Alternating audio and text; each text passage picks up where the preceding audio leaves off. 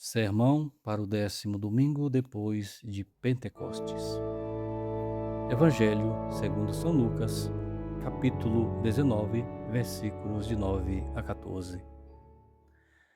Naquele tempo propôs Jesus esta parábola a uns que confiavam em si mesmos como se fossem justos e desprezavam os outros.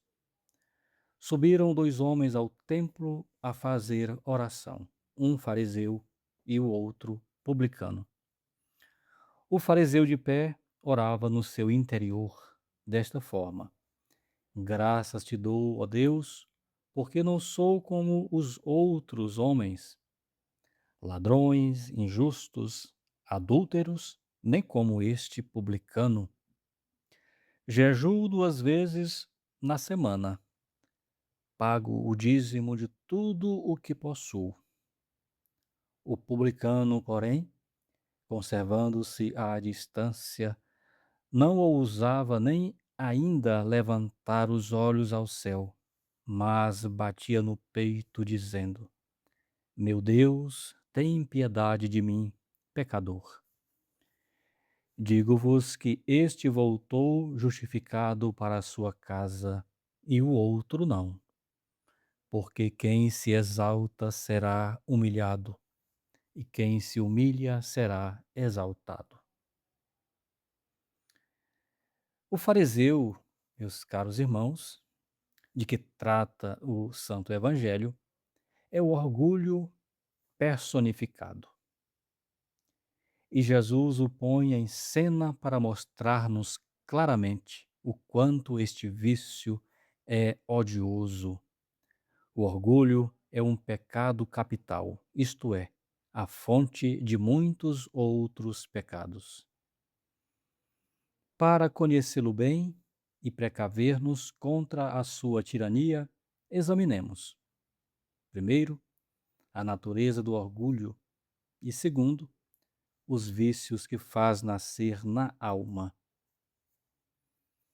A natureza do orgulho é o primeiro ponto. O orgulho tem uma dupla feição que é bom distinguir. É, primeiro, a estima excessiva de si mesmo e, segundo, o desejo excessivo da estima dos outros. A estima de si é a exageração viciosa do sentimento da nossa dignidade pessoal, enquanto o desejo da estima dos outros é o exagero vicioso da sociabilidade, procurando ocupar no espírito dos outros um lugar que não nos é devido. No fundo, é o mesmo orgulho, porque é antes de tudo a exaltação do eu, não querendo ver o mal que há em nós, mas somente o bem. É o procedimento do fariseu do Evangelho. Ele tem os seus defeitos, é certo, como todos os homens os têm, porém, parece ignorá-los, passando unicamente em revista o bem que encontra e que o exagera, dizendo: Não sou como o resto dos homens, que são ladrões, injustos, adúlteros. Jejuo 2 vezes na semana, pago o dízimo, etc. Que belo panegírico! Porém, o panegirista e o exaltado é o próprio e mesmo fariseu. Eis a primeira parte do orgulho, a estima excessiva de si mesmo. Não pode faltar a segunda parte, ou seja, o querer a estima excessiva dos outros. Para obtê-la, o fariseu compara-se ao pobre e humilde operário que se acha ali na entrada do templo, batendo no peito e dizendo: Meu Deus, tem piedade de mim, pecador. Eu não sou como este publicano, fala o fariseu. Ele se diz pecador, pois eu não o sou. Ele é um criminoso, eu sou um justo. Ele merece o desprezo. Eu tenho direito à estima. Ele está nas trevas, eu estou na luz. É bem o caso dos nossos modernos protestantes, que se proclamam justos, enquanto os católicos romanos são réprobos, que se dizem crentes em Jesus, enquanto os católicos não têm fé, que estão na luz do Evangelho, enquanto os católicos estão mergulhados nas trevas da idolatria, que são inspirados pelo Espírito Santo, enquanto os romanos são inspirados pelo Papa. É o fariseu dando graças a Deus de não ser como o resto dos homens. É o orgulho feroz, tão odiado por Deus, que diz arrogantiam et superbiam detestor. A arrogância e a soberba eu detesto. Ou eu detesto o arrogante e o soberbo. Provérbios 8, versículo 13.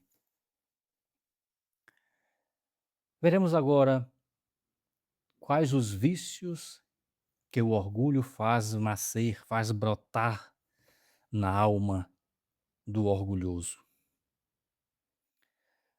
Do mesmo modo que um capital em dinheiro produz juros, assim um pecado capital produz também outros pecados. Enumeraremos apenas os seguintes, que são 6. Apenas estes. Porém, tem mais. Primeiro, a ambição, que quer chegar a seu fim, custe o que custar, apesar e contra tudo, não olhando para a honestidade dos meios, mas unicamente para o fim a ser alcançado. Foi esta ambição que ditou o refrão dos perversos. Todos os meios são bons, e ainda o fim justifica os meios. Uma grande mentira, um grande pecado.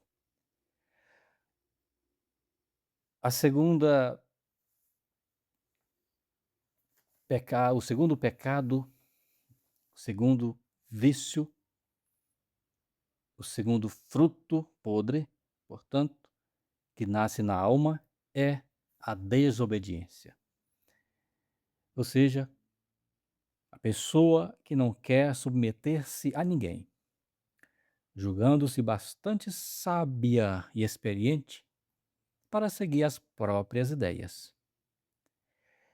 É este orgulho que aconselha o filho a desobedecer a seus pais, ao aluno a seu mestre, ao inferior a seu superior. Esta palavra inferior soa mal aos ouvidos dos homens de hoje. Não se quer ser inferior e, para mostrá-lo, recusa obedecer. A terceira é a obstinação, que não quer deixar convencer-se por ninguém, pelo outro. Então, o obstinado julga-se ter uma inteligência acima da dos outros, julga-se mais perspicaz, mais penetrante que a inteligência dos outros. E apesar de todas as provas e todos os raciocínios, o orgulhoso de propósito rejeita o juízo dos outros, e isto obstinadamente.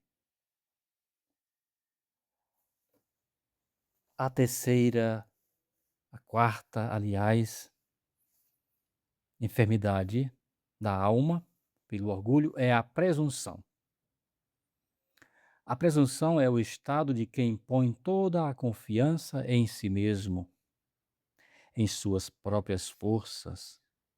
O presunçoso de nada duvida e, sobretudo, não duvida de si mesmo. Chega ao ponto que julga impossível Deus rejeitá-lo. Ele se diz tão grande e tão santo, e ainda pensa consigo mesmo: que seria o céu sem mim? Essa é a grande presunção. E apoiado sobre esta esperança exagerada, viola a lei de Deus, despreza os meios de salvação instituídos e prescritos por Deus, julgando que Deus há de salvá-lo, fazendo milagres em seu favor, se necessário for. A quinta, o quinto fruto amargo do orgulho é o respeito humano. O respeito humano é a covardia de um homem sem caráter, mas cheio de orgulho. Ele pensa: que dirão de mim se eu me ajoelhar para me confessar, se eu comungar, se ficar devoto, se rezar o terço, que vão pensar de mim? Que pensarão os perversos se eu não assistir a tal reunião, a tal divertimento? Se eu não gostar de futebol, se não gostar disso ou daquilo, que vão pensar de mim? E o pobre valentão não nota que nem sequer se governa a si mesmo, que nem é senhor de si, mas que é um vulgar escravo da opinião dos outros.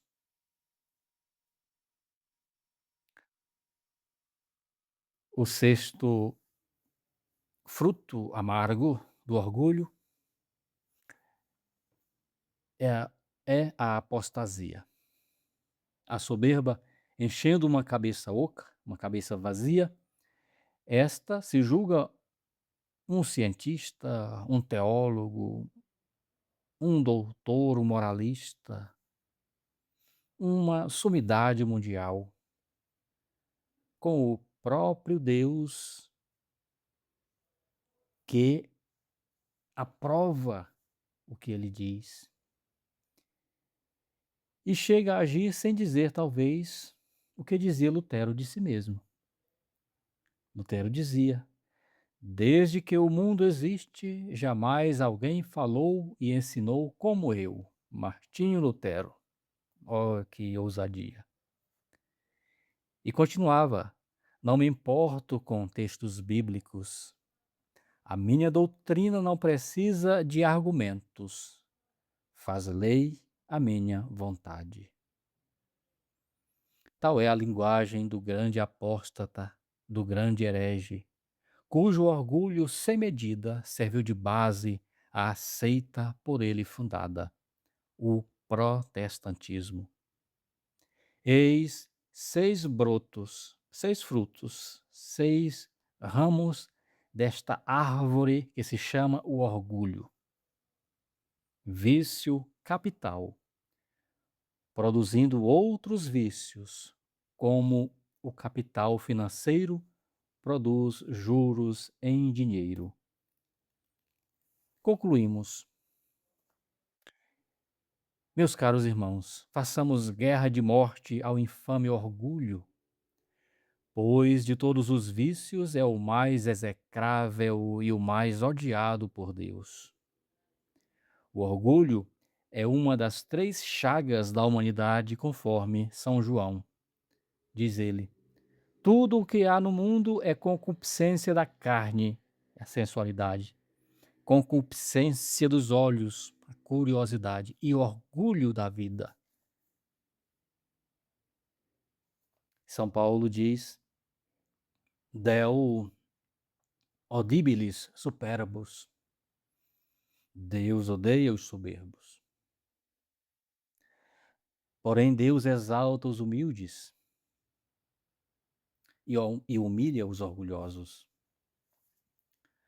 Procuremos, pois, adquirir esta grande e sublime virtude que é a humildade. É o antídoto do orgulho, a humildade. Pelo orgulho, os anjos rebeldes tornaram-se demônios. Pela humildade, a Virgem Santíssima foi elevada à dignidade de Mãe de Deus. Sejamos humildes para com Deus e para com os homens. Para com Deus, para que nos proteja. Para com os homens, para ganhá-los a Deus. A humildade é a verdade, disse Santa Teresa de Jesus. É permitido ver o bem que há em nós. Porém, meus caros, não deixemos de notar também o mal. Nós somos maus. O bem é de Deus, o mal é nosso, porque só Deus é bom. Logo, a humildade é a nossa condição e o orgulho é um roubo feito a Deus, atribuindo-nos o que é só dele. Em nome do Padre, do Filho e do Espírito Santo. Amém.